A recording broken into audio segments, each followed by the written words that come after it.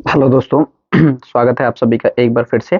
आज मैं आप लोगों के सामने खास तौर पे जो क्लास 9th की जो एनसीईआरटी में जो हिस्ट्री का जो चैप्टर है सेकंड, जिसका नाम है socialism in Europe and the Russian revolution. मतलब क्या है कि यूरोप में समाजवाद और आप बात करते हो रूसी क्रांति, इसके ऊपर पूरा का पूरा आपके सामने नोट्स लेकर के आया हूँ, जो खास तौर पे आप लोगों के लिए काफी ज्यादा क्या रहेगा, हेल्पफुल रहेगा। अगर आपने पार्ट 1 मतलब जो फ्रेंच रेवोल्यूशन का अगर चैप्टर नहीं देखा आप लोग, तो जाकर के आप लोग चैनल पर क्या कर सकते हैं, पूरा एनसीईआरटी बेस्ड नोट्स रिगार्डिंग क्या कर सकते हैं, चैप्टर को कंप्लीट कर सकते हैं। इस भी वीडियो को आप लोगों को क्या करना है कि पूरा आखिरी तक देखना है। आखिरी तक देखने से पहले आपको जब स्टार्टिंग करेंगे आप लोग, तो कॉपी और पेन लेकर के बैठिएगा, जिसमें जो भी मैं एक्सप्लेन करूंगा उसको नोट डाउन करिएगा। आप लोगों के लिए काफी ज्यादा कहीं ना कहीं हेल्पफुल रहेगा, और पेपर के लिए भी और ऐसे कॉम्पिटेटिव एग्जाम्स के लिए भी। जैसे आजकल स्कूल्स में क्या कराया जाता है, इंट्रा और एक्स्ट्रा मुलर जो एक्टिविटीज में खास तौर पर हम बात करते हैं किस चीज को लेकर के, ये कॉम्प्रहेंसिव टेस्ट, उसमें भी ये चीजें काफी ज्यादा आपको हेल्प करेगी। मैं दोनों मीडियम में यहाँ पर कराने की कोशिश करूंगा, क्योंकि हिंदी वाले बच्चे भी कवर हो जाए और इंग्लिश वाले भी, तो आप लोग ध्यान दीजिएगा एक बार। अब हम चलते हैं यहाँ पर किसके बारे में, जो सोशलिज्म इन यूरोप मतलब समाजवाद क्या होता है, और ये रशियन रिवॉल्यूशन का मतलब क्या है। सोशलिज्म का मतलब, समाजवाद का मतलब यही होता है कि कोई भी सोसाइटी में रहने वाले इंसान अगर पूरे होलिस्टिक रूप में, यानी कि मान लीजिए एक इधर सोसाइटी है, एक पूरा का पूरा ये क्या है, समाज है। तो इस समाज में रहने वाले मान लीजिए 10 लोग रह रहे हैं, अगर एक इनका क्या है, हेड है, टोटल कितने, 11। अब ये क्या करेगा, ये 10 के बारे में सोचेगा, तो ये कौन सी आइडियोलॉजी को प्रमोट कर रहा है, सोशलिज्म आइडिया को प्रमोट कर रहा है। अब यहाँ पर आपको समझना क्या है कि अगर यही व्यक्ति इसमें से 4 जने के को प्रिविलेजेस दे रहा, सुख सुविधाएं दे रहा, और बाकी 6 लोगों को उससे अपार्ट रख रहा है, उससे अवे कर रहा, वंचित रख रहा है, तो कहीं ना कहीं ये सोसाइटी के अंदर क्या हो जाएगा, समाज के अंदर क्या हो जाएगा, डिस्क्रिमिनेशन की बात करते हैं, भेदभाव की बात करते हैं। अगर जहां जिस भी सोसाइटी में आपको अगर भेदभाव देखने को मिलता है, इसका मतलब क्या है, वो सोसाइटी कहीं ना कहीं क्या है, बायस्ड है, मतलब पक्षपात है, तो वो सोसाइटी कभी भी आपको आगे देखने को नहीं मिलेगी, आगे नहीं बढ़ सकती है। ऐसी हम बात कर लेते हैं किसके बारे में, अब ध्यान रखेंगे इसमें क्या क्या पढ़ेंगे हम। द फ्रेंच रेवोल्यूशन, आप सभी को पता है जो फ्रेंच रेवोल्यूशन हुआ था वो कब हुआ था, 14 जुलाई। आपने पार्ट 1 देखा होगा तो पूरा आप लोगों को समझ में आ रहा होगा। 1789 में फ्रेंच रिवॉल्यूशन आपको देखने को मिलता है, open up the possibility of the creating the dramatic change in the society. दोस्तों यहाँ पर समझने वाली बात क्या है, स्टार्टिंग में आप लोगों को समझना जरूरी हो जाता है, क्योंकि स्टार्टिंग में अगर आप लोग समझेंगे नहीं, स्किप कर देंगे, तो खास तौर पे आपका जो पूरा का पूरा चैप्टर है वो क्या हो जाए, कोलैप्स हो जाए, क्योंकि जितने भी चीजें वो एक दूसरे से क्या है, इंटरलिंक्ड है, इसलिए आपको ध्यान से समझना पड़ेगा। अब हम बात कर रहे हैं रशियन रिवॉल्यूशन की, तो यहाँ पर फ्रेंच रिवॉल्यूशन की बात क्यों की जा रही है, क्योंकि आप सभी को पता है फ्रेंच रेवोल्यूशन 1789 में होता है, और रशियन रिवॉल्यूशन आपको 1917 में देखने को मिलता है। लगभग कितने साल का यहाँ पर गैप हो जाता है, नवासी, एक 90, 10 100 और 17, 18 साल का गैप आपको देखने को मिलता है। अब ये ऐसा क्यों लिख रहा हूं मैं, उसके पीछे का कारण क्या है, क्योंकि आप देखेंगे कि जो फ्रेंच रेवोल्यूशन हुआ था उससे आइडिया लेकर के यूरोप में, खास तौर पे जो रूस था, खास तौर पे जिसको हम अभी के टाइम पर रशिया बोलते हैं और पहले के टाइम पर क्या बोलते थे, 12th में एक चैप्टर भी है कोल्ड वॉर वाला, उसमें यूएसएसआर का नाम देते, United sorry union Soviet socialist Republican के बारे में बात करते हैं, सोवियत गणराज्य बोलते हैं। तो कहीं ना कहीं जो फ्रेंच रेवोल्यूशन हुआ 1789 में, ये काफी ज्यादा सक्सेसफुल होता है। अब सक्सेसफुल हुआ तो उसको इनिशिएट कर देखते हुए खास तौर पे यूरोप में एक कंट्री है रशिया, यहाँ पर भी आपको क्या देखने को मिलेगा, यहाँ पर भी आपको रिवॉल्यूशन देखने को मिलेगा, यहाँ पर भी आपको क्रांति देखने को मिलेगी। और क्रांति क्यों की जाती है, जाहिर सी बात है, कोई अगर किंग है और वहां पर क्या है, एक प्रजा है, मतलब उनकी एक आर्मी है, आप बात करते हो उनकी एक सेना है, और वो काफी ज्यादा डोमिनेट क्रिएट कर रही है किसके ऊपर, सोसाइटी के ऊपर। तो कहीं ना कहीं यहाँ पर ये सोसाइटी वाले लोग इनके खिलाफ, और इनके खिलाफ एक टाइम आएगा जब पानी सर से ऊपर जाएगा, इन द सेंस जब जरूरत से ज्यादा जाती होने लग जाएगी, तो ये लोग क्या करेंगे, they will start protest against to home, against the kings and monarchial system and the militant system की बात करूंगा, मतलब सेना के खिलाफ, और अब बात करेंगे राजा के खिलाफ, दोनों के खिलाफ प्रोटेस्ट करने का काम करेंगे। दोस्तों अब यहाँ पर हम बात कर लेते हैं किसके बारे में, जो दूसरा पॉइंट इसमें दे रखा है, क्या देखना है आपको, there were the groups ideas flock to the change society according to their thoughts and vision. मतलब एक ही सोसाइटी में अलग अलग प्रकार के कास्ट के लोग, जेंडर के लोग, रिलीजन के बारे में बात करते तो उनके आइडिया भी अलग होंगे। जैसे मान लीजिए यहाँ पर आएगा कंजर्वेटिव, आएगा लिबरल्स, आएगा रेडिकल्स आएगा। कंजर्वेटिव आप बात करते हो, लिबरल्स और रेडिकल्स, इसका मतलब क्या होता है, रूढ़िवादी के बारे में बात करते हैं, जो हम उदारवादी के बारे में बात करते हैं, और रेडिकल को रेडिकल ही बोलते हैं। अब ये तीनों क्या थे, ये हम देख सकते हैं, liberals, radicals, conservatives were the three main groups and the main ideas वर। अब देखिए दोस्तों, एक मैं डायग्राम के माध्यम से आपको बता देता हूं, आप लोग ध्यान से समझिएगा। यहाँ पर क्या है, जैसे एक पूरी की पूरी क्या हो गई, ये सोसाइटी हो गई। सोसाइटी को कितने भागों में हमने बांट दिया, 3 भाग में बांट दिया। पहले भाग में हमें क्या देखने को मिलता है, दूसरे में क्या देखने को मिलता है, 3 भाग में। ये तीनों में मैंने क्या लिख दिया, ये मैं इसको समझाने जा रहा हूँ आप लोगों को। आइडियोलॉजी, एक विचारधारा की बात करते हैं। सबसे पहले कंजर्वेटिव हो जाएंगे, जिसको हिंदी में क्या बोलते हैं, रूढ़िवादी। लिबरल्स को क्या बोलते हैं, उदारवादी। और जो रेडिकल्स को, रेडिकल्स ही यहाँ पर हिंदी में भी देखने को मिलेगा। अब ये तीनों सोसाइटी के अंदर क्या है, एक ही विचारधारा के थे? तो आप कहेंगे बिल्कुल नहीं, किसी की विचारधारा सही थी, किसी की खराब थी। किसकी सही थी, किसकी खराब थी, लेट्स हैव अ लुक। अब सबसे पहले हम बात करते हैं कंजर्वेटिव के बारे में। ये रूढ़िवादी होते क्या, अपोज द लाइफ, यहाँ पर आप लोग देख सकते हैं, opposed, oppose the liberals and the radicals. अब देखिएगा यहाँ पर जो ये कौन से वाले कंजर्वेटिव है, ये इसका अपोज कर रहे हैं और इसका अपोज कर रहे हैं। दुकान, एग्जांपल के लिए बता देता हूँ, एक दुकान, दो दुकान और तीन दुकान। सिंपल सी बात है, पहले दुकान कौन सी है, ये वाली। दूसरी कौन सी खुल गई, ये वाली। तीसरी खुल गई, ये वाली। क्या आपको लगता है कि ये जो पहले दुकान वाले थे और ये सेकंड जो ओपन हुआ है, आप बात करते हो थर्ड ओपन हुआ है, तो क्या इसको सपोर्ट करने का काम करेगा? ऑब्वियस सी बात है, इसका क्या करेंगे, अपोज करेंगे, विरोध करने का काम करेंगे। मतलब जलनेस के बारे में बात करते हैं, जलापन के बारे में बात करते हैं। ये भी आपको क्या करना, ध्यान में रखना है। asserted that the past must be respected। जो कंजर्वेटिव है, रूढ़िवादी, वो ये कहते हैं कि जो इतिहास में जो चीजें घट चुकी है, हमें उसका क्या करना चाहिए, सम्मान करना चाहिए। कहीं ना कहीं ये बात ठीक है। Change should be slow. अब देखिए यहाँ पर आपको ध्यान में रखना है, जो कंजर्वेटिव लोग थे, इनका क्या कहना था कि जो समाज के अंदर जो बदलाव है वो धीरे धीरे होता है। इस बात का आपको ध्यान रखें। जैसे मान लीजिए यहाँ पर स्टेयर नंबर 1 है और स्टेयर नंबर कितना है, 10 है। तो 1 से 10 तक पहुंचने के लिए आपको क्या लगेगा, समय लगेगा। धीरे धीरे आप क्या करेंगे, यहाँ तक पहुंचने का काम करेंगे। मतलब यहाँ पर रैपिड चेंज आपको देखने को नहीं मिलेगा। फास्ट यहाँ पर आपको क्या देखने को नहीं मिलेगा, चेंज देखने को नहीं मिलता है। तो 3 चीजें आपको ध्यान में रखनी है। एक तो ये किसका, लिबरल्स का, और क्या करते थे, रेडिकल्स का अपोज करते थे। दूसरा क्या है, ये पास्ट को काफी ज्यादा रिस्पेक्ट करने की बात करते थे। और तीसरा क्या है, ये कहते थे कि जो समाज के अंदर जो बदलाव है वो काफी ज्यादा क्या होगी, स्लो होगी। अब हम बात कर लेते हैं कि इसमें दूसरा नंबर, एक बार कलर चेंज कर लो दोस्तों यहाँ पर। अब हम बात करें लिबरल्स, जिसको हम लोग क्या बोलते हैं, उदारवादी बोलते हैं। कौन होते हैं, tolerance for the all reason. मतलब क्या है कि जहां पर हर एक धर्म को बर्दाश्त करने की बात है। मतलब यहाँ पर अगर मैं बता दूं आप लोगों को, मैं हमेशा एग्जांपल के रूप में बताता हूँ, हमसी, यानी कि HMSI, हिंदू मुस्लिम सिख ईसाई चार धर्मों की बराबरी के बारे में बात करते हैं। Oppose the uncontrolled power of the king.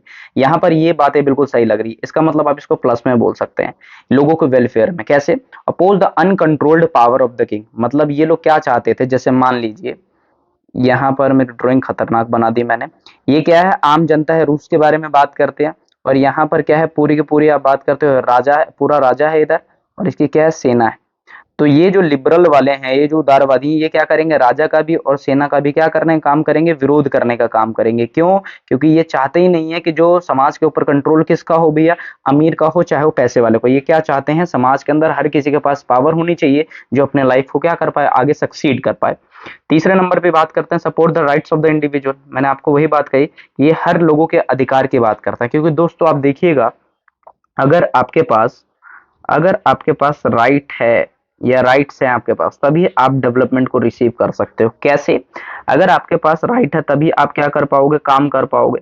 जब काम करोगे तभी आपके पास क्या आएगा, आपके पास पैसा आएगा। सिंपल सी बात है, जब पैसा आएगा तो आपकी कंडीशन क्या होगी, बढ़िया होगी। तो कहीं ना कहीं मेन मोटिव क्या है, आपके पास राइट होना जरूरी है। अगर राइट नहीं होगा तो इसका मतलब क्या है, आप अपना डेवलपमेंट नहीं कर सकते, ये गारंटी है।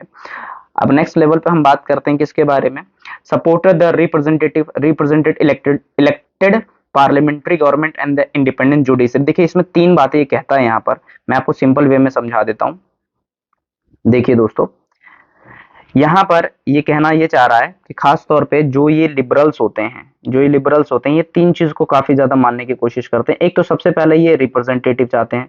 रिप्रेजेंटेटिव का मतलब क्या होता है, प्रतिनिधि चाहते हैं। और प्रतिनिधि क्या होता है, जहां पर आपको क्या देखने को मिलेगा, इलेक्शन देखने को मिलता है। इलेक्शन में क्या करता है, आम जनता अपने रिप्रेजेंटेटिव का चुनाव करता है ताकि वो रिप्रेजेंटेटिव उनके प्रॉब्लम्स को क्या कर पाए, सॉल्व कर पाए। दूसरी बात ये क्या कहते हैं, दूसरी बात यहाँ पर कहते हैं पार्लियामेंट्री सिस्टम। जैसे आपको पता है भारत के अंदर पार्लियामेंट्री सिस्टम में 3 चीजों मिला करके बनाया जाता है, लोकसभा, राज्यसभा एंड प्रेसिडेंट की बात करते हैं। वैसे ये पार्लियामेंट सिस्टम चाहते हैं। क्यों, क्योंकि यहीं से कानून क्या होता है, पास होता है। अब हम बात करते हैं जो मोर इंपॉर्टेंट है, वो आप बात करते हैं इंडिपेंडेंट जुडिशरी की बात करते हैं। ये जुडिशरी, इंडिपेंडेंट जुडिशरी का मतलब क्या होता है, हिंदी में बोलते हैं स्वतंत्र न्यायपालिका के बारे में बात करते हैं, मतलब जो हमारे भारत के अंदर जैसे सुप्रीम कोर्ट है, हाई कोर्ट है, डिस्ट्रिक्ट कोर्ट है, लोअर कोर्ट के बारे में बात करते हैं, ये कैसे होने चाहिए, बिल्कुल इंडिपेंडेंट होने चाहिए, किसी का प्रेशर नहीं होना चाहिए। मान लीजिए अगर आप सुप्रीम, मतलब अमित है, ये क्या है, ये सुप्रीम कोर्ट का जज है, और इसके सामने एक ऐसा केस आ गया, खास तौर पे बात करते हैं, एक हो गया फेवर वाला, एक हो गया अगेंस्ट वाला। ये जो फेवर के बारे में बात करते हैं यही क्या हो जाएगा, ये गलत हो जाएगा, लेकिन अगेंस्ट वाले ये क्या है, सही है। और जो ये गलत वाला ये इसका क्या होगा, सुप्रीम कोर्ट का जो जज है अमित कुमार आप बात करोगे, इसी का क्या है, एक रिश्तेदार है। तो यहाँ पर इसको कॉन्स्टिट्यूशनल पोस्ट के हिसाब से काम करना है, रिलेटिव के हिसाब से काम करना। कॉन्स्टिट्यूशनल पोस्ट के हिसाब से तो कौन सही होना चाहिए, ये इसको बाइज्जत बरी करेगा और इसको क्या करेगा, गिल्टी ठहरा करके इसको सजा देने का काम करेगा। तो सिंपल चीजें आपको ध्यान में रखनी है दोस्तों। अब हम बात कर लेते हैं किसके बारे में। तो इंडिपेंडेंट का मतलब ये होता है कि किसी का फेवर ना लेकर के, पक्षपात ना करके, जो चीजें हैं वही लोगों के सामने रखना। Didn't support the universal adult French rights of every citizen including women. अब यहाँ पर ध्यान रखने वाली बात क्या है, एक नेगेटिव बात आ गई था, didn't support the universal adult franchise. अब ये यूनिवर्सल एडल्ट फ्रेंचाइज का मतलब क्या होता है, जिसको हम लोग सार्वभौमिक वयस्क मताधिकार बोलते हैं। A person who cross 18 they can use their political right. आप भारत के अंदर ये देखते होंगे, पहले आप बात करोगे जो वोट देने की आयु थी कितनी थी, 21 थी। अब 21 से घटा करके कितना कर दिया, 18। कौन सा अमेंडमेंट, 61st अमेंडमेंट 1989 की बात करते हैं। तो कहीं ना कहीं क्या है, ये कहते हैं कि भैया महिलाओं को वोट देने का अधिकार नहीं है, लेकिन ये खास तौर पे बात करता है सपोर्टेड ऑफ प्राइवेट प्रॉपर्टी की। आपके पास जितनी पावर है, आपके पास जितना दिमाग है, आपके पास जितना आप बात कर सकते हो ब्रेन है आपके अंदर, आप उसके हिसाब से क्या कर सकते हैं, प्रॉपर्टी को रिसीव कर सकते हैं, प्रॉपर्टी बना सकते हैं। वो आपके पास पूरा का पूरा राइट होना चाहिए। इसका मतलब क्या है, इंडिविजुअल प्राइवेट प्रॉपर्टी को इन्होंने क्या किया, सपोज करने का काम किया। इस बात का आपको ध्यान में रखना है। तो दो चीजें हो गई हमारे पास, कंजर्वेटिव सिंपल भाषा में, लिबरल्स कहीं ना कहीं पॉजिटिव थे। अब हम बात कर लेते हैं किसके बारे में, तीसरे नंबर का है वो है आपका रेडिकल्स। ये रेडिकल्स कौन होते हैं, एक बार ध्यान दीजिएगा दोस्तों। जो government based on the majority, ये लोग रेडिकल्स वाले ये कहते हैं कि जो सरकार बनती है वो किसके हिसाब से बननी चाहिए, मेजोरिटी के हिसाब से। मेजोरिटी का मतलब क्या होता है, बहुसंख्यक के बारे में बात करते हैं, मतलब जिनकी संख्या क्या होती है, ज्यादा होती है। अब मैं एक चीज आपको समझाने की कोशिश करता हूँ, यहाँ पर एक बार देख लीजिए। यहाँ पर मेजोरिटेरियन गवर्नमेंट। अब मेजोरिटेरियन गवर्नमेंट का मतलब क्या है कि जैसे मान लीजिए party number 1, party number 2, party number 3। अब इसको मिल गए 100 वोट, इसको मिल गए 100 वोट, और इसको मिल गए 200 वोट। तो जाहिर सी बात है मेजोरिटी में कौन आएंगे, ये वाले। तो ऐसी गवर्नमेंट होना जरूरी है। Oppose the privileges given to the great land owners and the wealthy factory owners.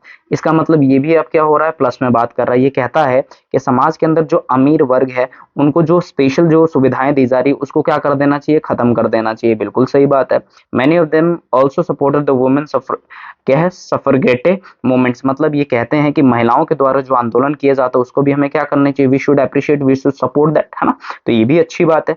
Supported private property but dislike the concentration of the property in the hands of the few. ये कहते हैं private property होना अच्छी बात है, लेकिन एक ही समाज के अंदर आप बात करोगे सिर्फ 2 जने के अंदर प्राइवेट प्रॉपर्टी के ऊपर पूरा कंट्रोल करने का राइट्स है, तो वो चीजें गलत है। तो ओवरऑल मिलाकर के तीनों अपने विचारों को क्या कर रहे हैं, अपने तरीके से रिप्रेजेंट करने की कोशिश कर रहे हैं। और यही जो रशिया की जो सोसाइटी होगी वहां के लोगों को क्या करने का काम करेंगे, मोटिवेट करने का काम करेंगे, अवेयर यानी कि जागरूक करने का काम करेंगे, प्रोत्साहित करने का काम करेंगे। तो ये कहीं ना कहीं हमारे, चाहे इंडिया हो चाहे इंडिया के बाहर हो, थिंकर्स का होना बेहद जरूरी है, आइडियोलॉजिस्टिक व्यक्ति का होना बहुत जरूरी है, जिससे हमें क्या देखने को मिलता है, सीखने को मिलता है, समझने को मिलता है। और उस सीखने समझने के बाद हम अपने प्लान को क्या करने का काम करते हैं, एग्जीक्यूट करने का काम करते हैं। इस चीज का आपको ध्यान में रखना है दोस्तों। आगे बढ़ते हैं। अब यहाँ पर लिखा हुआ है प्रॉब्लम्स ऑफ, मैं एक बार दोबारा मार्कर चेंज कर लेता हूँ, अच्छा लग रहा है, तीनों अलग अलग कलर से समझाऊंगा तो थोड़ा सा आपको भी सही लगे, नोट्स बनाने में मजा आएगा। आप लोग बार बार मैं रिक्वेस्ट कर रहा हूँ दोस्तों,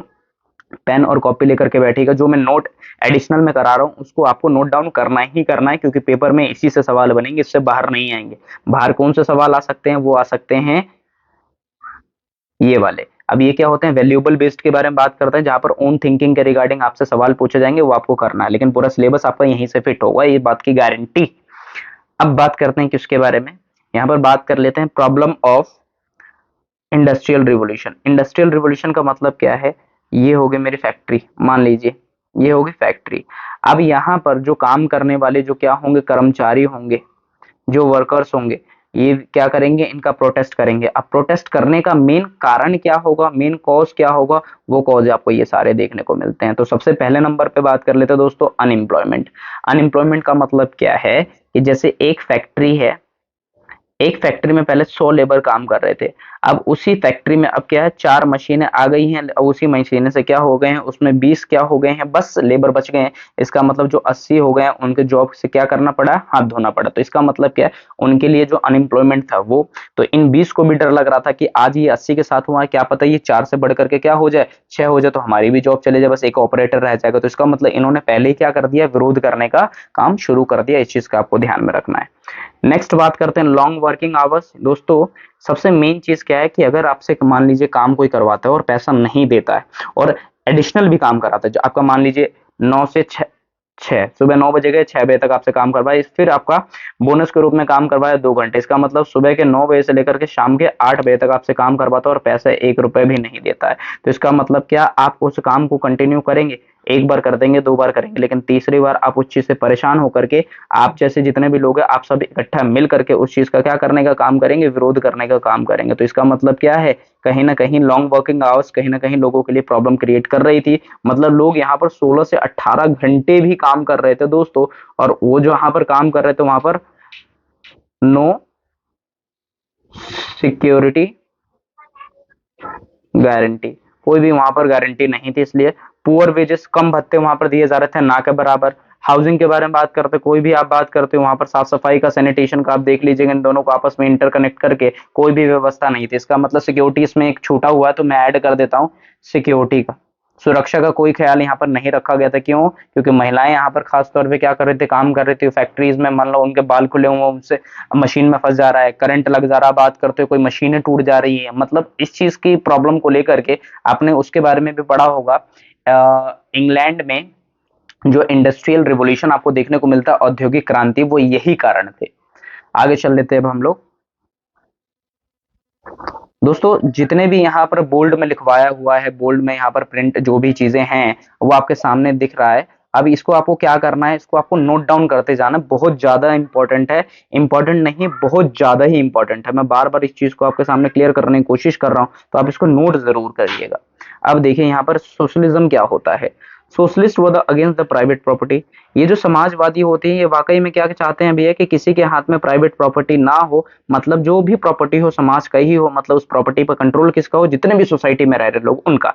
but had the different idea on the how the society without property could operate. लेकिन सवाल ये भी था कि कई लोग अलग भी थे कि बिना प्रॉपर्टी के भी किसी समाज का निर्माण आप कैसे करेंगे। मान लीजिए समाज है, अब समाज में हमें क्या है, किस चीज की जरूरत है, समाज में जरूरत है हमें हैंडपंप की, लेकिन किसी के पास पैसा नहीं है, तो वो हैंडपंप लगेगा कहाँ से, पॉसिबल है, नहीं पॉसिबल। उसके लिए क्या करना पड़ेगा, आपको काम करना पड़ेगा, जब काम करेंगे तब आपके पास पैसा आएगा, पैसा आएगा तो आप रिसोर्सेज को क्या कर पाएंगे, स्टैब्लिश कर पाएंगे। तो यही चीजें आपको ध्यान में रखनी है। अब सम ऑफ, यहाँ पे लिखा हुआ है some of vision of socialist are the followers. मतलब क्या है कि समाज के अंदर, यानी कि रूस के अंदर, रशिया के अंदर बहुत सारे आपके क्या है, थिंकर्स है, जिसको आप क्या बोलते हो, विचारक बोलते हो। ये थिंकर्स कौन कौन से हो जाते हैं, एक बार यहाँ पर नाम देख लीजिए दोस्तों। सबसे पहला आ जाता है रॉबर्ट ओवन, उसके बाद आ जाता है लुइस ब्लांक के बारे में बात करते हैं, उसके बाद तीसरा आ जाता है कार्ल मार्क्स, जो काफी ज्यादा important, and the Frederick Engels या एंजल्स भी बोलते हो, तो जैसे अलग अलग जगह पर अलग अलग। अब ये चारों क्या कहते हैं, एक बार देख लीजिए इनकी विचारधारा क्या है। मैं फिर चेंज कर लेता हूँ, थोड़ा मजा आ रहा है दोस्तों चेंज करने में, तो आप लोग क्या कर सकते हैं, ध्यान रखिएगा। यहाँ पर क्या है, यहाँ पर अब आप देख लेते हैं, रॉबर्ट ओवन के बारे में बात करते हैं। ये कौन थे, short to build the cooperative community. मतलब ये क्या चाहते थे, एक ऐसा समुदाय चाहते थे जिसमें हर एक प्रकार के लोगों का क्या हो, अपना एक कंट्रीब्यूशन है, अपना एक क्या हो भैया, योगदान के बारे में बात करते हैं। मतलब समाज के अंदर कोई भी प्रॉब्लम आए तो सभी लोग मिलकर के उस चीज को क्या करने का काम करे, सॉल्व करने का काम करे। इस चीज का आपको क्या करना, ध्यान में रखना है। मतलब एक कोऑपरेटिव सोसाइटी की बात किसने करी, कम्युनिटी की बात किसने करी, रॉबर्ट ओवन। तो आपका एमसीक्यू का सवाल बन सकता है कि किसने कहा, 4 ऑप्शन दे दिए जाएंगे, आपको क्या करना पड़ेगा, टिक आउट करना पड़ेगा। बात कर लेते हैं लुइस ब्लांक के बारे में। ये लुइस ब्लांक कौन थे, he wanted to government to encourage the cooperative and replace the capital enterprises. मतलब ये जो लुइस ब्लांक थे, इनकी भी अच्छी बातें थी कि जो भी आपके यहाँ पर क्या है, कैपिटल क्लासेस हैं, जो भी कैपिटल क्लासेस हैं आप बात करोगे, इनको हटा करके यहाँ पर जो गवर्नमेंट है उसको क्या होना चाहिए, कोऑपरेटिव आप बात करोगे कम्युनिटी की स्थापना की जानी चाहिए। मतलब यहाँ पर कुल मिलाकर के बात ये है, जो लुइस ब्लांक था वो ये चाहता था कि समाज के अंदर जो पूंजीवादी सिस्टम है उसको हटा करके, जो पूंजीवादी यानी कि जो आप कैपिटलिस्ट क्लासेस उसको रिप्लेस करके वहां पर सरकार को ये इनिशिएट उठाना चाहिए कि किस तरीके से सामुदायिक विकास कार्यक्रम चला करके, मतलब सोशल कम्युनिटी बेस्ड जो प्रोग्राम है उसको चला करके समाज के लोग हैं उनका उद्धार किया जा सके। तो दोनों ने अच्छी बातें कही, इसका मतलब ये भी प्लस में है, ये भी प्लस में अभी है और ये भी प्लस में, आपको ध्यान में रखना है। यहाँ पर तीसरे नंबर पे बात कर लेते हैं किसके बारे में, कार्ल मार्क्स के बारे में, जो काफी ज्यादा इंपॉर्टेंट है। कार्ल मार्क्स की किताब है, मैं आपको पहले बता दूं, दास कैपिटल। इस दास कैपिटल का आपको 101% याद रखना है दोस्तों, काफी ज्यादा इंपॉर्टेंट है। They argued that the industrial society was the capitalist, मतलब ये कहते हैं कि ये औद्योगिक समाज एक पूंजीवादी है। The capitalist own the capital invested in the factories, कि जो पैसे वाले लोग होते हैं वो पैसा फंसाते हैं फैक्ट्रीज में या कहीं और जगह पर, वो अपने फायदे के लिए फंसाते हैं। And the profit of capitalist वो the produce by the workers, ये बात तो बिल्कुल जायज है। इन्होंने ये कहा कि पैसे वाले पैसे तो लगाते हैं लेकिन वो किसके माध्यम से कमाते हैं, वो यहाँ पर लिखा हुआ प्रोड्यूस बाय द वर्कर्स, जो काम करने वाले जो कर्मचारी उनसे पैसा कमाते हैं। मान लीजिए अगर कोई फैक्ट्री ओनर है, वो अगर 1 लाख रुपए कमा रहा है तो जाहिर सी बात है उसमें से 10% जो होगा वो कौन कमा रहा होगा, लेबर कमा रहा होगा। 10 गुना ज्यादा कौन कमाता है, वो मालिक कमाता है। मालिक अगर कमा, देखिए सिंपल तरीका क्या है, लेबर अगर कमा पा रही है, सैलरी उसको मिल रहा है, इसका मतलब मालिक का काम बढ़िया चल रहा है। अगर मालिक का काम बढ़िया नहीं चलेगा काम तो ठप हो जाएगा। Capitalist explore the workers, simple बातें लिखी हुई है यहाँ पर कि जो पैसे वाले पूंजीवादी वर्ग होते हैं वो कहीं ना कहीं जो गरीब मजदूर होते हैं उनको क्या करने का काम करते हैं, एक्सप्लॉइट करने का काम करते हैं। हिंदी में इसको बोलते हैं शोषण करने का काम करते हैं, फिजिकली भी मेंटली भी आप बात कर सकते हैं। यहाँ पर एक और आया हुआ इधर क्या, कि यहाँ पर दोस्तों कि जो कार्ल मार्क्स थे believe that the capitalist system would be ट्रिफर्ड by the workers and the socialist society would be establish. कहने का मतलब ये कार्ल मार्क्स ये चाहते थे कि पूंजीवादी को हटा करके वहां पर क्या हो जाए, समाजवादी समाज की स्थापना हो जाए, property would be socially control. मतलब एक ऐसी सोसाइटी, जितनी भी इस सोसाइटी की प्रॉपर्टी होगी इस पर कंट्रोल कितना होगा, आप बात करोगे, इसका कंट्रोल होगा सोसाइटीज पीपल के बारे में बात करते हैं। मतलब यहाँ पर जो समाजवादी जो लोग होंगे उनका यहाँ पर क्या होना चाहिए, कंट्रोल होना चाहिए। इस बात का आपको क्या करना है, ध्यान में रखना है। आगे चलते हैं दोस्तों, ये जो वर्ड आ रहे हैं ना बोल्ड में लिखा हुआ है, काफी ज्यादा इंपॉर्टेंट है। ऑटोक्रेसी क्या होता है, जिसको हम लोग अराजकता बोलते हैं। The rule by the king, the rule by the king with the absolute power, मतलब ये क्या हो जाएगा, राजा हो जाएगा, इसी के पास 100% क्या हो जाएंगी, पावर हो जाएंगी। तो यही इसके ही सिस्टम को क्या कहा जाएगा, ऑटोक्रेसी कहा जाएगा। और आप उसको नाम देना चाहे तो मोनार्की भी बोल सकते हैं, जिसको राजतंत्रात्मक बोलते हैं दोस्तों। अब इसके साथ साथ यहाँ पर अब आपको क्या करना है, करना ये है कि जो ये ब्लडी संडे इसको 3 मार्क्स में आपको क्या करना, नोट डाउन करना है, क्योंकि अपने आप में ही काफी ज्यादा इंपॉर्टेंट क्या है, आपको सवाल देखने को मिलता है। ये कैसे, अब देखिएगा यहाँ पर किसके बारे में, ब्लडी संडे के बारे में, जो काफी ज्यादा इंपॉर्टेंट टॉपिक है अपने आप में ही। यह आप लोग इसको मार्क कर लीजिएगा दोस्तों। यहाँ पर ये 3 नंबर का सवाल आपसे पूछा ही पूछा जाएगा, इस चीज का आपको ध्यान रखना है। ये ब्लडी संडे यानी कि खूनी रविवार किसे कहते थे, ये जो ब्लडी संडे है, ओवर द 100 वर्कर्स वो the killed and the 300 wanted. मतलब यह क्या हुआ था, इस दिन की बात करते हैं कि लगभग 100 मजदूरों को क्या, जो कारीगर थे, जो मजदूर थे, लेबर थे, उनको मार दिया गया था और 300 जो कारीगर थे वो जख्मी थे। When the procession of the worker near the winter palace, यहाँ पर यूरोप के बारे में बात करते हैं, रूस में एक जगह है विंटर पैलेस, वो the attack by the police. ये मान लीजिए क्या है, ये विंटर पैलेस है और यहाँ पर पुलिस के द्वारा क्या कर दिया गया, अटैक कर दिया गया। तो इसका मतलब क्या है कि यहाँ पर 100 लोग क्या हो जाते हैं, मर जाते हैं, और भी 300 लोग क्या हो जाते हैं, जख्मी हो जाते हैं। इस चीज का आपको ध्यान में रखना है। This incident is known as the bloody Sunday and it started the series the event and become known as the 1905 revolution. एक बात ध्यान रखिएगा दोस्तों, आपसे सवाल कैसे पूछा जाएगा, डिफाइन द रिवॉल्यूशन ऑफ 1905, 1905 की क्रांति बताइए। चाहे ये वाला पूछे चाहे ब्लडी संडे आपसे पूछे, दोनों का मतलब सेम ही है। इसमें मोटा मोटी आपको ध्यान रखना है, जो यूरोप में रशिया में एक प्लेस था विंटर पैलेस, वहां पर किसके द्वारा अटैक किया गया, पुलिस के द्वारा अटैक किया गया। और यहाँ पर क्या था, यहाँ पर मजदूर काम कर रहे थे, वो लोग, उनको जो सैलरी नहीं मिल रही थी, दिहाड़ी नहीं मिल रही थी, उनको वेजेस नहीं मिल रहे थे प्रॉपर तरीके से, वर्किंग आवर्स ज्यादा था, विरोध करेंगे। ये बातें वहां के पुलिस को पता लगी, जाकर के वहां पर अटैक करते हैं, 100 मजदूर मारे जाते हैं ऑन द स्पॉट, 300 क्या हो जाते हैं, घायल हो जाते हैं। तो इस चीज का आपको ध्यान में रखना है।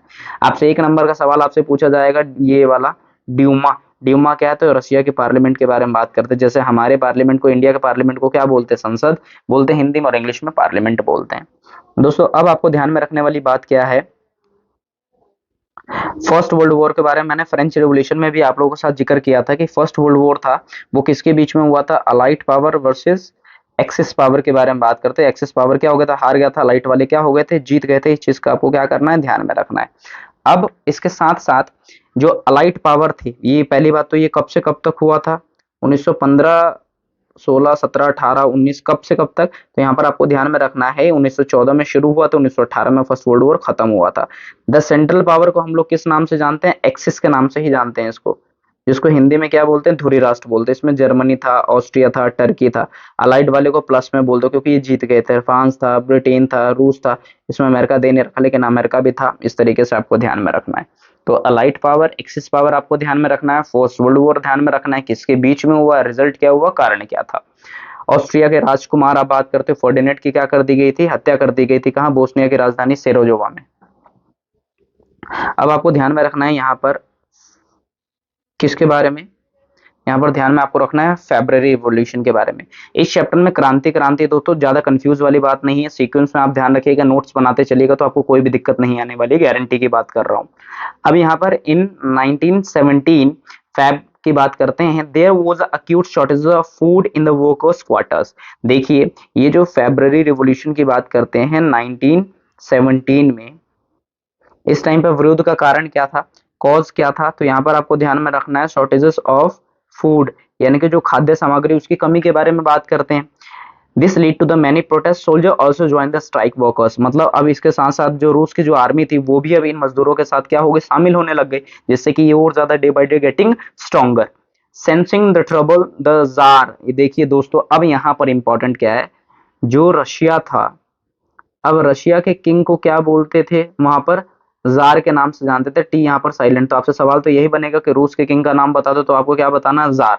अब यहाँ पर जार निकोलस फर्स्ट था, सेकंड था, ये हम लोग क्या करेंगे अभी डिस्कस करते चलेंगे।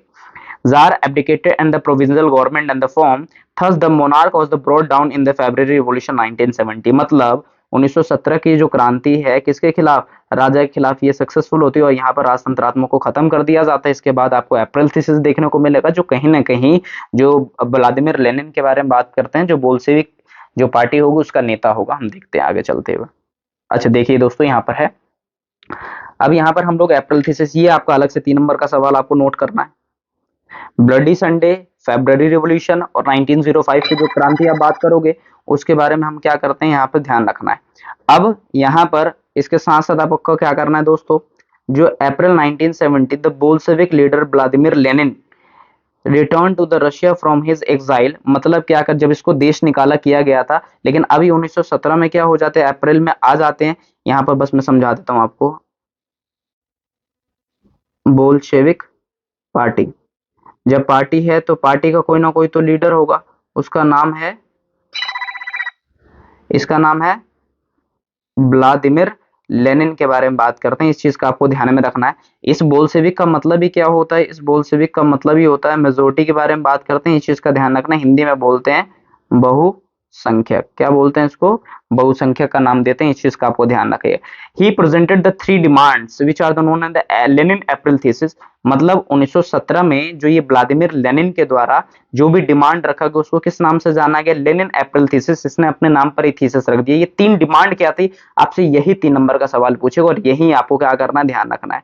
The first world war must be brought to the close, मतलब इन्होंने ये कहा अपने डिमांड में कि पहले जो फर्स्ट वर्ल्ड वॉर है 1914 से जो क्या हो रहा था 18 में, और ये अप्रैल थीसिस कब आपको 17 देखने को मिलता है, इसका मतलब इसके मध्य है। तो इन्होंने कहा कि फर्स्ट वर्ल्ड वॉर क्या होना चाहिए, खत्म होना चाहिए। Land must be transfer to the peasants, मतलब जो आप बात करोगे, जो भूमि दी गई आप बात करते हो, किसानों को वापस ट्रांसफर कर देनी चाहिए, हस्तांतरित कर देनी चाहिए, जिसके पास खुद की जमीन नहीं है। अब नहीं है तो इसका मतलब क्या है, वो उस पर खेती करेगा, खेती करके अपने घर परिवार का क्या करेगा, जिम्मा उठाएगा। तो कहीं ना कहीं देश की इकोनॉमी के लिए काफी ज्यादा इंपॉर्टेंट रोल अदा होगा। बैंक मस्ट बी नेशनलाइज, ये नेशनलाइज का मतलब क्या होता है, हिंदी में बोलते हैं बैंकों का राष्ट्रीयकरण।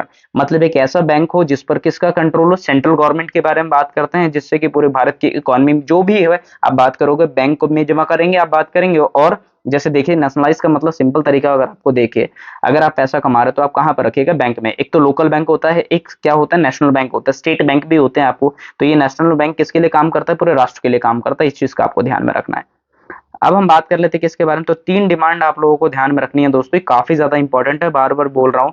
ब्लडी संडे 1905 का रिवॉल्यूशन, 1917 का फेब्रुअरी रिवॉल्यूशन, 1917 का अप्रैल रिवॉल्यूशन, जो खास तौर पे किससे संबंधित है, बोल्शेविक पार्टी, और उसका लीडर कौन था, व्लादिमीर लेनिन के बारे में बात करते हैं। इनके 3 डिमांड्स आपको ध्यान में रखने हैं। एक, जो फर्स्ट वर्ल्ड वॉर खत्म कर देना चाहिए। दूसरा क्या है, जो लैंड है उस किसको ट्रांसफर कर देनी चाहिए, किसानों को। और तीसरा क्या है, बैंकों का राष्ट्रीयकरण होना जरूरी है। अब यहाँ पर बात कर लेते हैं किसके बारे में, इसको पहले मैं रफ कर देता हूँ।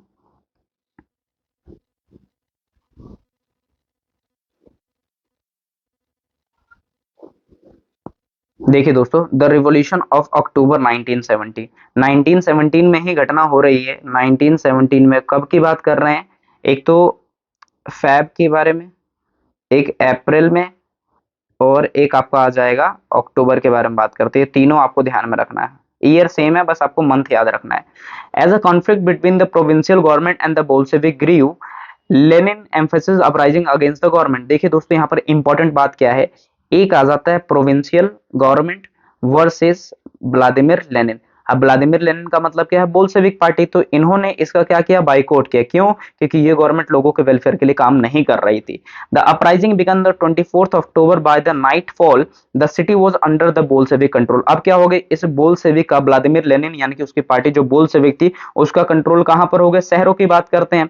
द मिनिस्टर हैड सरेंडर्ड, मतलब जो नेता थे भैया, जब बात करोगे, जो मंत्री थे, उन्होंने अंग्रेजों के जो भी उनके नेता थे, जो भी उनके किंग थे, उनका सरेंडर कर दिया गया।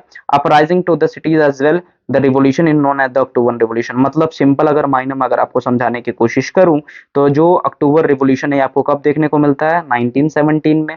क्यों होता है यहाँ पर, क्योंकि यहाँ पर जो प्रोविंशियल गवर्नमेंट होती है लोगों के डिजायर को कंप्लीट नहीं कर पाती। इसी चीज को हाईलाइट करते हुए जो 1917 में व्लादिमीर जो लेनिन है उसकी पार्टी है बोल्शेविक पार्टी, वो इनको क्या कर देते हैं, मिनिस्टर्स को सरेंडर करने पर क्या कर देते हैं, मजबूर कर देते हैं। उसके बाद आपको क्या देखने को मिलता है, इसी को अक्टूबर रिवॉल्यूशन के नाम से जानते हैं। अब आपसे सवाल ये भी यहाँ से भी बनेगा, मतलब सारे इंपॉर्टेंट है, आपको बात ये करना। अब यहाँ पर कलर मैं एक बार दोबारा चेंज कर लेता हूँ। What changed after the revolution of October 1917? मतलब जब ये अक्टूबर 1917 में जो क्रांति हुई, इसके बाद आपको क्या क्या परिवर्तन देखने को, क्या एजिटीज चीज रही, या उसके बाद आपको परिवर्तन देखने को मिलता है, तो 101% आपको परिवर्तन देखने को मिलेगा। प्राइवेट प्रॉपर्टी एरेडिक्टेड, मतलब जो संपत्ति था, खास तौर पे निजी संपत्ति, उसका बॉयकॉट किया गया। Most industries and the banks were nationalise, बहुत सारे जो आप बात करोगे जो उद्योग थे और बैंक थे, उसको राष्ट्रीयकरण किया गया। राष्ट्रीयकरण का मतलब क्या, उस पर गवर्नमेंट का अब कंट्रोल हो गया। गवर्नमेंट कैसी, मेजोरिटेरियन गवर्नमेंट की, क्योंकि मैंने अभी आपको पढ़ाया किस चीज के बारे में, यहाँ पर पढ़ाया बोल्शेविक के बारे में। इस बोल्शेविक का मतलब ही क्या होता है दोस्तों, मेजोरिटी के बारे में बात करते हैं। मेजोरिटी को हिंदी में क्या बोलते हैं, बहुसंख्यक बोलते हैं। इस चीज का आपको ध्यान में रखना है। अब उसके बाद हम बात करते हैं कि land was declare the social property, मतलब ये भूमि है, पहले इस पर किसका, किंग का कंट्रोल होता था, लेकिन अब किसका हो जाएगा, सोसाइटी का हो जाएगा। इसका मतलब ये यूनिवर्सल प्रॉपर्टी हो जाएगी, सार्वजनिक संपत्ति, जिसमें समाज में रहने वाले लोग, उनका कंट्रोल होगा। लैंड नोबिलिटी सीज, मतलब जो अमीर वर्ग थे, उनकी जमीन थी, उनको अब क्या कर दिया गया, सीज कर दिया गया। Censorship in the all aspect life was imposed, मतलब अब सेंसरशिप लगा दिया गया। इसका मतलब क्या, यहाँ पर अब मनमानी नहीं चलेगी। अब पावर किसके हाथ में आ गई भैया, यूनिवर्सल रूलर, जिसको आप लोग क्या बोल सकते हो, व्लादिमीर लेनिन बोलते हैं। Ban on the use of the old titles aristocracy, मतलब मान लीजिए आप समाज में बहुत पैसे वाले, आपने अपने नाम के आगे इंडियन कॉन्टेक्स्ट में क्या कर दिया, प्रधान लगा दिया, तो ऐसे जो टाइटल्स थे उनको क्या कर दिया गया, हटा दिया गया। जो भी आप अच्छे काम करेंगे तो आपको लोगों के द्वारा जो टाइटल दिया जाएगा वो आपको ऐड करना है, खुद से टाइटल नहीं लेना है। Russia become a one party state in Russian cup, ये आपको ध्यान में रखना दोस्तों। R C P, Russian communist party, इसका मतलब वन पार्टी सिस्टम यहाँ पर कंप्लीट हो गया। Russia sign the peace pact with the Germany, रूस के बीच में वर्सेस जर्मनी के बीच में एक पैक्ट साइन होता है, जिस पैक्ट के तहत ये कहा जाता है कि कोई भी एक दूसरे पर क्या नहीं करेगा, अटैक करने का काम नहीं करेगा जब तक जरूरत ना हो। Beginning of the civil war in Russia. अब एक चीज और है कि अगर पावर, मान लीजिए ये सरकार इतना कर रही है, सरकार कितना भी कर ले, लोगों के लिए प्रॉब्लम होती होती है, और बिल्कुल ये बात डिपेंड करता है कि how much population they have, है ना, या हाउ मैनी पॉपुलेशन के बारे में बात करोगे कैसे, एक बार देख लीजिए आप लोग। यहाँ पर लिखा हुआ है beginning of the civil war. Civil war का मतलब क्या होता है, कोई भी नेशन है, उस नेशन के अंदर जो रहने वाले लोग हैं उन्हीं लोगों के बीच में जो भी दंगे होते हैं, जो भी चाहे वो वॉयलेंसिव हो या नॉन वॉयलेंटिव के बारे में बात करते हैं, तो उसको हम लोग किस नाम से जानते हैं? इसको सिविल वॉर के नाम से जानते हैं, जिसको हम लोग क्या बोलते हैं? नागरिक युद्ध, या हिंदी में एक और बोल देते हैं गृह युद्ध के बारे में। तो कहीं ना कहीं देश की इकोनॉमी के लिए खतरा है। अब यहाँ पर बात कर लेते हैं दोस्तों किसके बारे में, ये थोड़ा सा लास्ट है, उसके बाद हम लोग इसको कंप्लीट करने का काम करेंगे। Civil war. After the revolution entire Asia war divided in 3 groups. ये और ज्यादा इंपॉर्टेंट है, ये इंपॉर्टेंट नहीं है, ये मोस्ट इंपॉर्टेंट है। सिविल वॉर, यहाँ पर जैसे देखिए मैंने अभी आपको बताया था, ये सिविल वॉर हो गया। अब सिविल वॉर के बाद रशिया कितने भागों में बट गया? 3 भागों में, पार्ट 1, पार्ट 2, पार्ट 3। पार्ट 1 को क्या कहा गया? रेड्स कहा गया। दूसरे को क्या कहा गया? ग्रीन कहा गया। तीसरे को क्या कहा गया? व्हाइट्स कहा गया। अब जो बोल्शेविक थे उनको रेड कहा गया, बोल्शेविक को क्या कहा गया? रेड कहा गया। जो सोशलिस्ट रिवोल्यूशनरी थे, आप बात करते हो रिवोल्यूशनरी, उसको ग्रीन कहा गया। और जो जार थे, जार का मतलब व्हाइट्स का मतलब बात करते हैं, देख लीजिए दोस्तों, जो जार था इसका मतलब जो किंग सपोर्टर थे उनको व्हाइट्स कहा गया। व्हाइट का मतलब डोमिनेटर के बारे में बात करते हैं, ध्यान रखिएगा। A civil war among the groups started in Russia. The green and the whites were the supporter to France. देखिए यहाँ पर जो ग्रीन्स थे, और आप बात करो किसके बारे में? जो व्हाइट्स थे, जो जार के सपोर्टर थे, इनको कौन सपोर्ट कर रहे थे दोस्तों? तो इनको कर रहे थे फ्रांस कर रहा था, यूएसए कर रहा था, ब्रिटेन कर रहा था, जापान कर रहा था। इस चीज का आपको क्या करना है? ध्यान में रखना है। मतलब यहाँ पर अलाइड पावर वाले इनको सपोर्ट करने का काम कर रहे थे। Looting, banditry and the famine become the common during the civil war. देखिए मेन चीज मैंने आपको बताया, अकाल पड़ना, मैंडेटरी मतलब चीजों पर रोक टोक की बात करते हैं, लूटिंग मतलब क्या है? लूटपाट के बारे में बात करते हैं। इन सब चीजों के कारण लोगों ने क्या करना शुरू कर दिया? सिविल वॉर का कारण बना। कलेक्टिवाइजेशन का मतलब क्या होता है? सामूहिकरण क्या होता है? आप लोग कमेंट में टाइप करके बता सकते हैं, या जो भी आप लोग का डाउट है वो इस क्लास के दौरान अगर आपको देख समझ में नहीं आया तो आप लोग कमेंट कर सकते हैं। हालांकि ऐसा नहीं है, अगर आपने स्टार्टिंग से ही नोट कर रहे होंगे तो आपको कोई भी प्रॉब्लम नहीं आएंगी। अब यहाँ पर क्या है? कलेक्टिवाइजेशन, जिसको हम लोग क्या बोलते हैं? सामूहिकरण। मैं एक बार और पेन चेंज कर लेता हूँ दोस्तों, लास्ट है ये वाला इसलिए। Stalin started the collectivisation. यहाँ पर देखिए स्टालिन के बारे में, programme in the Russia under this the peasants were the force to cultivate the collective farms. आपसे सवाल यहाँ से पूछा जाएगा, कोल खोज। दोस्तों इसको मार्क कर लीजिए, जो मैं लिख रहा हूँ वो आपको 100% पेपर में आएगा। मैं ये नहीं कह रहा सब आएंगे, लेकिन आएंगे तो इसी में से आएंगे। इस चीज का आपको ध्यान में रखना है। क्या लिखा हुआ है? Stalin started the collectivisation programme in Russia. सबसे पहला सवाल तो यही बन गया। कलेक्टिवाइजेशन यानी कि सामूहिक खेती की जो शुरुआत है वो किसने करी थी? रशिया में। आप बात करोगे स्टालिन दे दिया जाएगा, लेनिन दे दिया जाएगा, जार दे दिया जाएगा, है ना, लुई 16 दे दिया जाएगा। इस तरीके से आपको ऑप्शन आएगा।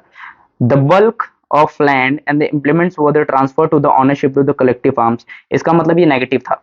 इसमें पूरे समूह को एक खेती करने के लिए लगा दिया जाता था, उसका प्रॉफिट किसके हाथ में होगा? सिर्फ वो सिंगल हैंड ऑनर के बारे में बात करते हैं। एसएचओ आप उसको बोल सकते हैं, ये थाने वाला एसएचओ नहीं है, सब हाउस ये ऑफिसर के बारे में बात करते नहीं। Peasants work on the land, the kolkhoz profit was the share. किसके बीच में? सिर्फ और सिर्फ अमीरों के बीच में, गरीबों के बीच में नहीं दोस्तों। यहाँ पर अब हमारा ये लास्ट बच जाता है, how was the Russian society socialist. मतलब रूस में जो समाज बना हुआ था वो समाज किस तरीके से अब स्थापित हुआ। नेशनलाइजेशन और बैंक इंडस्ट्रीज। सबसे पहली बात जो अप्रैल थीसिस के दौरान 1905 1917 में अक्टूबर क्रांति के दौरान यही चीज तो डिमांड कर रहे थे, अब कंप्लीट हो गया। कलेक्टिव फार्मिंग, सामूहिक खेती। अब यहाँ पर मिडिल क्लास को भी फायदा होगा, लोअर को भी फायदा होगा, अपर को तो होगा ही होगा। इस बात का आपको ध्यान रखना। तो इनके लिए कहीं ना कहीं अब क्या होगा, चीजें काफी ज्यादा हेल्पफुल हो गई। Central planning beginning of the 5 years. एक चीज और बता दो दोस्तों, ये 5 ईयर का मतलब क्या होता है? पंचवर्षीय योजना। भारत के अंदर सबसे पहले कब चलाया गया था? 1951 टू 56। किसके ऊपर? एग्रीकल्चर के ऊपर। दूसरा क्या है? 56 से लेकर के 61 तक इंडस्ट्रियल। तो इस तरीके से हमारे भारत के अंदर टोटल कितने 5 ईयर प्लान हो चुके हैं? 12। और लास्ट वाला कब हुआ? तो 2017। लेकिन 13वें नंबर का होना तो 2022 में, लेकिन ड्यू टू कोविड-19 के कारण इसको क्या कर दिया गया? टाल दिया गया। ये 5 ईयर का प्लान का मतलब क्या होता है? पंचवर्षीय योजना का मतलब क्या होता है? इन 5 साल के अंदर जो भी सरकार है वो किन सेक्टर पर ज्यादा फोकस करने का काम कर रही है, ये आपको ध्यान में रखना है। क्यों 5 साल की बात कर, अगर मैं इंडिया की बता दूं तो कोई भी सरकार कितने साल के लिए बनाई जाती है? 5 साल के लिए। तो उनके पास ये टाइम दिया जाता है। एंड एक्सटेंडेड द क्या है? Schooling system developed. अब वहां पर स्कूल खोलेगा, बच्चे पढ़ने लिखने लग गए। Arrangement for the meat for the factory and the workers and the peasant to the entire universities. मतलब क्या है अब इस चीज का दोस्तों, ये खास तौर पे आपको ये ध्यान में रखना है कि अब यहाँ पर जो बच्चे हैं वहां पर चाहे मिडिल क्लास के हो, अपर क्लास के हो, लोअर क्लास के हो, हर कोई क्या कर सकता था? पढ़ सकता था। अब ऐसा नहीं था। Model living the quarters and the working condition of workers, मतलब जो वहां पर जो फैक्ट्री में काम करने वाले लेबर्स थे उनकी स्थिति में भी क्या आपको देखने को मिला, सुधार देखने को मिला। The creches were the establish in the factories, मतलब वहां पर उनकी सुरक्षा को लेकर के काफी ज्यादा इंतजाम किए गए थे। इस बात का आपको ध्यान रखना है जिससे कि जो फैक्ट्री में काम करने वाले ऑनर्स थे वो काफी ज्यादा सेटिस्फाई थे। Availability of cheap public health care, मतलब जैसे मान लीजिए अब कोई गरीब आदमी, मिडिल क्लास आदमी, मिडिल क्लास तो फिर भी अफोर्ड कर लेता है, अपने जैसे तैसे की बात करते हैं, लेकिन लोअर क्लास अफोर्ड नहीं कर पाता, उसके लिए मोहल्ला क्लिनिक चलाया गया था। वहां पर आप बोल सकते हैं जैसे दिल्ली में केजरीवाल ने चलाया था, कितना सच्चाई वो आप लोगों को भी पता है। तो यहाँ पर इनके लिए जो बेसिक नीड की जो फर्स्ट एड है वो आपको प्रोवाइड किया जाता था, मतलब कहीं ना कहीं इन लोगों के लिए काफी ज्यादा चीजें अच्छी थी। दोस्तों उम्मीद करता हूँ वीडियो आप लोगों को अच्छी लगे, अगर अच्छी लगेगी तो चैनल को सब्सक्राइब, कमेंट, शेयर करना और कमेंट करना ना भूले कि अगली वीडियो किस टॉपिक पर बनाना है, कौन से वाले चैप्टर से बनाना है, फिर उसके रिगार्डिंग हम लोग क्या करेंगे, आगे कंटिन्यू करने का काम करेंगे। होपिंग करता हूं कि वीडियो अच्छी लगे, इन्फॉर्मेटिव लगे, तो चैनल को शेयर जरूर करें।